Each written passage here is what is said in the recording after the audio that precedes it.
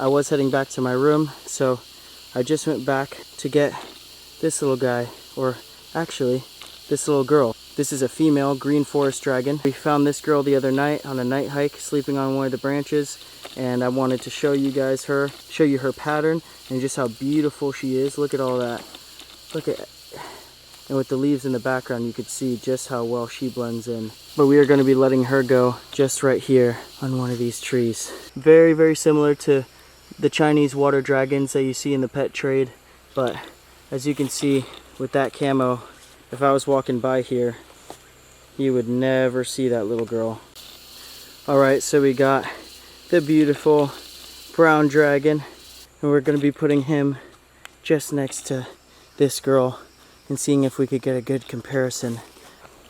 As you can see, a little bit larger. This is a full-grown male, and then you have the little female green forest dragon. This little guy here that I haven't shown you yet, they call this a forest ground lizard, at least we think from our field guide. It literally looks like a little dinosaur, has similar scaling on its back to an alligator.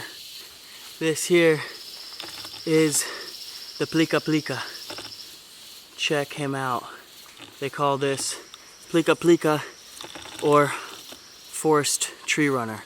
And apparently they make a noise that sounds like that, Plica Plica, which I haven't heard yet, but this is very similar to the agamas that we have back at home. And as you can see, his camouflage is made for the Amazon rainforest. Wanted to show you this guy before we let him go. And I have another, ow, wasp on my foot. So in that case, I may be too close to a wasp nest and we gotta go. Alright guys, so it is a beautiful morning here in Santa Cruz, and as I'm sitting here on my balcony, I'm seeing all these little lizards just down here by the water, right at the edge. They're using these bushes and right there to scavenge around for bugs, and I'm pretty sure they're amoebas, but I'm not exactly sure, so I want to catch them to look at the field guide and identify them and see what exactly it is that is cruising around here. There's one you can see sitting right there. Here, let's see if we can get close to him.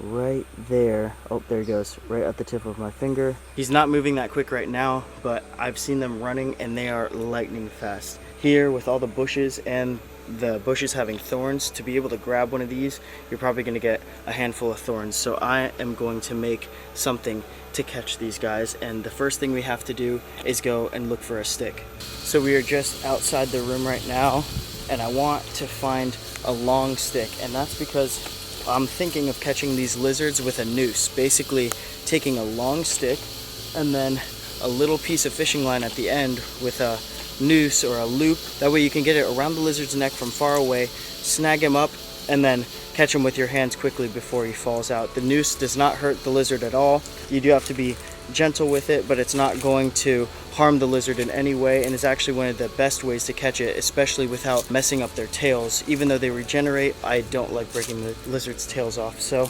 let's see if we can find a big enough stick down here. I'm sure with all this woods behind us, we'll be able to find a really nice long straight stick. You can even do this with a fishing rod, but I don't have a fishing rod out here that I can use at the moment, so I'm just going to use a stick. I'm going to borrow some of their fishing line, and then we are going to go and try to catch one of these lizards.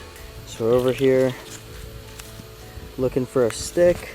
It has to be thicker than this and longer than this, so that's not going to work. That's too short too.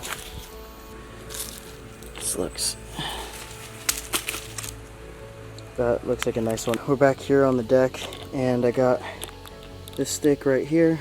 We're gonna break these pieces off like that. That way it doesn't get hung up on anything when we're trying to use it next to all these thin branches and everything down there. Alright, so now that we have our stick ready to go, now we're going to get our string. This is just about a foot of, a little more than a foot, probably like 1.5 feet of braided fishing line, just a light, like 20-pound test braided fishing line. It works the best for these small lizards because it can flex the most and it's not going to hold that loop open. Thicker monofilament will hold the loop open. Even when it's compressed down, it'll open back up and it'll come off the lizard and the lizard will get away. So the braid holds really well and it's really strong. See if you can see the knot here. So we're going to do a bowline. There's your bowline. Oh, it doesn't want to focus. I can't really show it on camera, but if you look up a video on how to do a bowline, you could literally do any loop knot here. So basically, the way that this whole thing is going to work is this end up here will be attached to the stick. And you have a loop like this. Lizard will be sitting. You try to get it over his head and pull. And then you have the lizard caught, grab with the other hand, and hopefully we'll be able to catch a lizard out here in the Amazon rainforest. With this set up, I'm going to put the GoPro on and see if we can catch ourselves a lizard. Alright, so we just put the GoPro on. We got the stick here. We're going to jump down and see if we can get some lizards.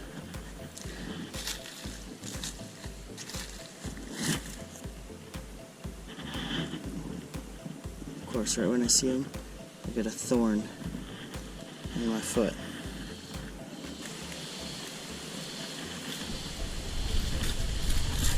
Look at this guy.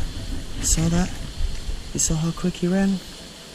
Lightning fast. Alright, so I have not been able to catch a lizard yet, so instead of looking over here by the houses and the tombos, I am gonna go down this trail and see what I can find over there. So I'm walking down the trail, and just as I begin, thorn in my foot. So we're gonna go down this way and see what we can find in here. Now, the rainforest floor actually doesn't get that much sunlight. It is said that 1% of sunlight actually reaches the floor through all the vegetation. And so these lizards, even though it is hot here, they still need the UVB from the sun. So they will be sitting out on these branches here where you can see the light coming through. So that's exactly where I want to look for these guys. Oh, and there's a lizard there. Alright, I've got a lizard now. Oh, there he goes. Look at that. Oh my goodness, guys, look. First lizard. And you see he's very still. He'll probably start moving. It doesn't hurt him. Doesn't hurt him at all. But check this out, guys. First lizard here in the Amazon on the noose. He's a little angry. It's alright. I'm not going to hurt you. He's a little angry, but it's alright. You're okay. You can see how it works. Is it just goes right there around his neck. And then we can just pull it off just like that. Beautiful little anole.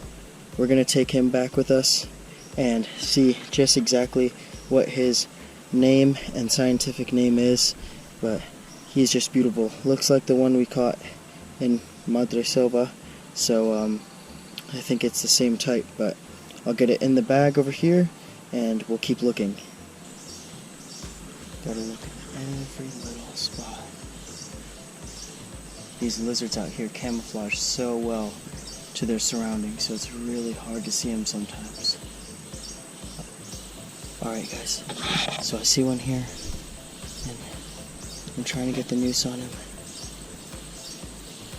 Oh, I got him. I got him. He's caught. I don't want to hurt him too bad. Look at that. Oh, he's getting away. Come here, come here, come here. Oh, wow. It looks to be a juvenile forest tree runner. We caught a bigger forest tree runner the other day. I had to climb up a tree for it. Those things are quick. Look at that. Species number 2 for today. Check that little bugger out. So, this little guy is absolutely beautiful, and his colors will kind of change as he gets older. But just as I was saying with the camouflage, look at that. He blends in here so well. So we're going to take him back as well just to get a better look at him, maybe get some better shots of him with the real camera. But with these 2 lizards, I think we're good to go. So let's go, take them back, look at the field guide, and read up a little bit more about them. Oh my gosh, guys, look. Oh my goodness. Oh, what? I don't want him to get away. Okay. Look at that. So I ended up catching him in the back legs because he kind of moved and like walked through the loop and it caught back here. But oh my goodness. As I was walking back, I heard some rustling in the leaves just like that, and little did I know this guy came shooting out across, and I put the stick, he stopped right in the middle of the path. I just lowered the stick down and yanked him up. This little guy is absolutely stunning. Check out that green on the top of his head. This is one of the types of whiptails that we were going after over there by the Tombos. This is absolutely insane. This is why I wanted to catch them. Look how beautiful they are. I'm gonna go back and get the herp book and come over here so we can check out all these guys and let them go. I got the book here. I even got my camera to take some more photos and videos, and I got the other guys in a bag. But look at this little stunner. He is absolutely beautiful, breathing heavy. He's like, I don't know what just happened, but let's take a look in the book and see what he is. According to the book, I'm thinking that this guy is the Kocha whiptail. And I mean,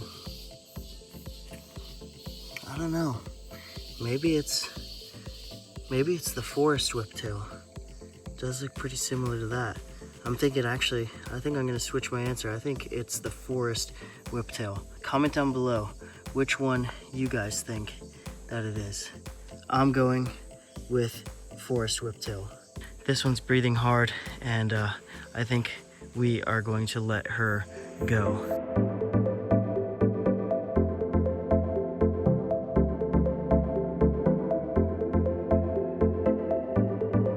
Alright, so we're gonna let this guy go on his way. Watch how quick he is.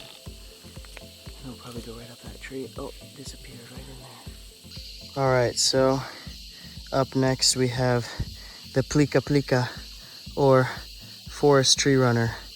Again, absolutely amazing, and just as the book says, collared tree runner, Plica Plica.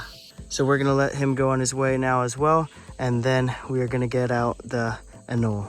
Put him on this vine right here.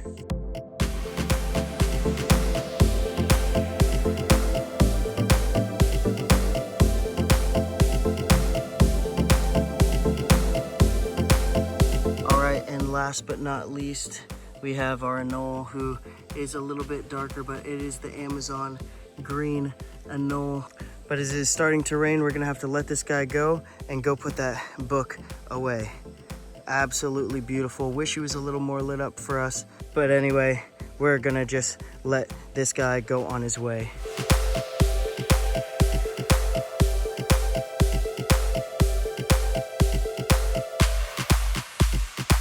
Alright guys, so with this guy here actually back in his home, ready to go, he is just hanging out right there. We probably freaked him out. I'm sorry, little buddy. But anyway, guys, thank you so much for watching today. Hope you enjoyed this video. If you did, please subscribe and check out the other videos on the channel. There are so many more interesting things to come. This trip in the Amazon has been absolutely amazing. Got to thank Flavio Marisi for putting everything all together, and also Blake from Blake's Exotic Animal Ranch for inviting me on this trip and telling me to come, because without him I wouldn't be here, and this trip has been absolutely amazing. So guys, with that being said, we have a few more crazy Amazon videos coming up before we leave, so stay tuned for those, and I will see you next time.